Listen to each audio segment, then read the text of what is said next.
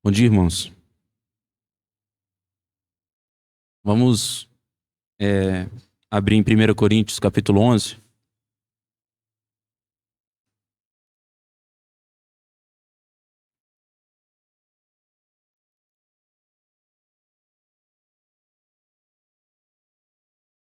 Vamos ler a partir do versículo 28. 1 Coríntios 11, versículo 28.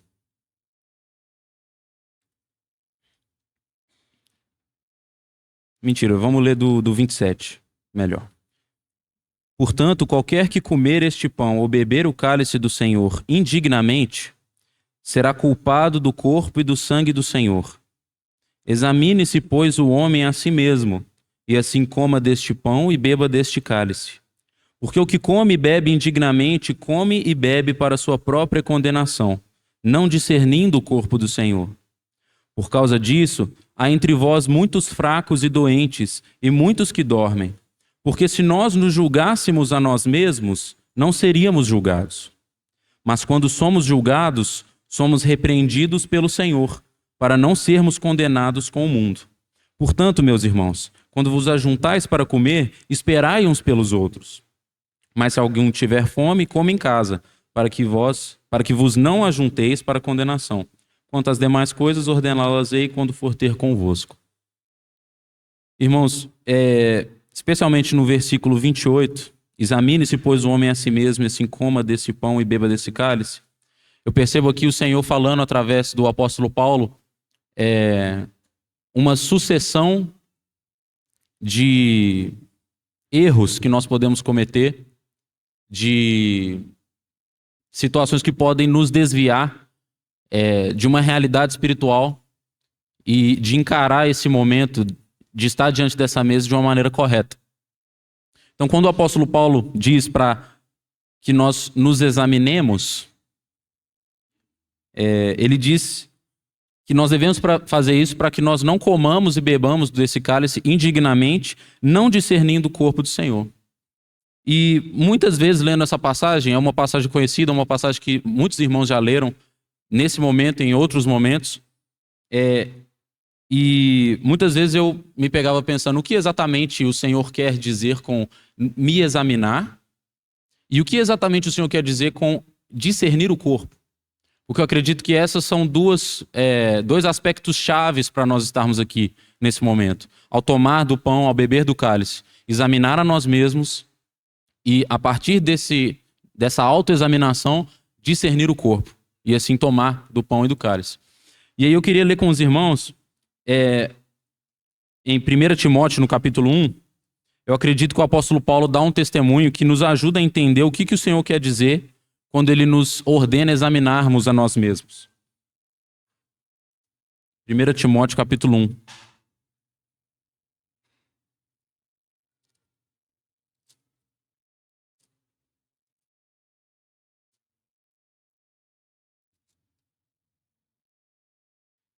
No versículo 15 de 1 Timóteo, capítulo 1, diz assim: Esta é uma palavra fiel e digna de toda aceitação, que Cristo Jesus veio ao mundo para salvar os pecadores, dos quais eu sou o principal. Mais uma vez, uma passagem conhecida e que muitas vezes também nos causa estranhamento de ver um irmão com a intrepidez, com o encargo, com a autoridade que o apóstolo Paulo recebeu, declarando como uma palavra fiel e digna de toda aceitação, de que Cristo Jesus veio para salvar os pecadores, dos quais ele se julgava o pior. E qual que é o princípio que isso nos traz, irmãos?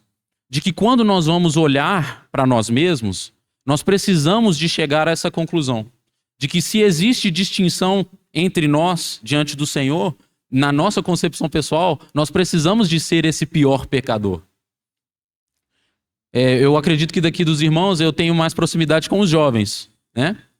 E por mais que eu seja muito íntimo do Tarsis, do Vico, do Gabriel Valentim, do Gabriel Rodrigues e de todos os outros jovens, e por mais que eu já tenha compartilhado com eles dificuldades, problemas e pecados, e eles comigo, quando eu vou colocar numa balança, Eu vou saber dos meus próprios pensamentos, eu vou saber das minhas próprias dificuldades, dos pecados que eu já cometi na minha vida inteira, dos que eu não cometi, das tentações que eu caí e das que eu não caí.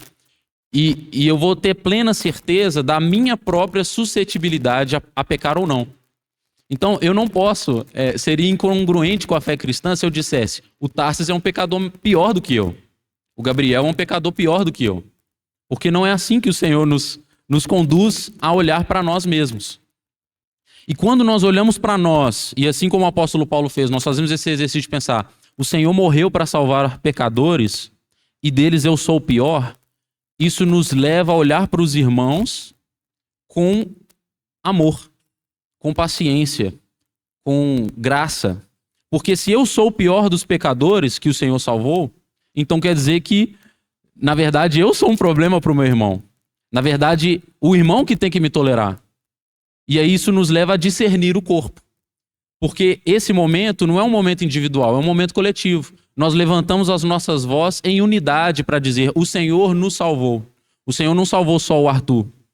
O Senhor salvou todos nós aqui. E Ele convida todos nós a dar esse testemunho.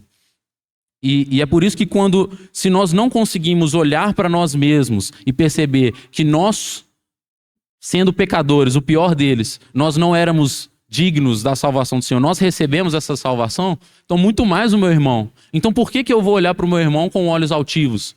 Por que eu vou olhar para o meu irmão como se ele fosse menos digno do amor do Senhor do que eu? Afinal de contas, eu sou o pior dos pecadores. Eu sou aquele que menos merecia ser salvo. Mas o Senhor salvou até eu. Então que alegria é poder fazer parte desse corpo. Que alegria é poder partir o pão com alguém. Né? Ninguém parte o pão sozinho. Ninguém faz esse pão sozinho em casa e parte ele sozinho. É um esforço coletivo, é um testemunho coletivo. Então, se nós não nos examinarmos dessa maneira, nós não vamos conseguir discernir o corpo pela lente do amor. Porque não é só pensar: eu tenho irmãos. É entender: eu tenho irmãos. Que graça, que bênção que o Senhor me deu. Poder fazer parte da família de Deus. Como eu amo os meus irmãos. Como é bom poder estar aqui e poder levantar minha voz e dizer: o Senhor me salvou, salvou os meus irmãos. Hoje nós somos família de Deus, hoje nós somos noiva de Cristo. Nós vamos juntos desfrutar dessa glória eternamente. E é esse laço que vai nos manter juntos por toda a eternidade.